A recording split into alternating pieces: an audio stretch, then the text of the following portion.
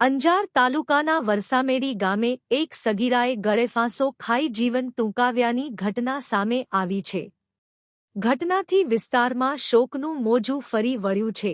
પ્રાપ્ત માહિતી મુજબ વરસામેડી ખાતે રહેતી સુમન રાજુભાઈ દેવીપૂજક નામની સગીરાએ ગત 15મી તારીખે રાત્રિના સમયે કોઈ અગમ્ય કારણોસર પોતાના ઘરે ગળેફાંસો ખાઈ લીધો હતો. પરિવારજનોને જાણ થતાં તાત્કાલિક તેને સારવાર માટે હોસ્પિટલ ખસેડવામાં આવી હતી. જો કે હોસ્પિટલ ખાતે ફરજ પરના તબીબે તપાસ બાદ સગીરાને મૃત જાહેર કરી હતી. ઘટનાની જાણ થતાં પોલીસ પણ હોસ્પિટલ અને ઘટના સ્થળે પહોંચી જરૂરી કાર્યવાહી હાથ ધરી હતી.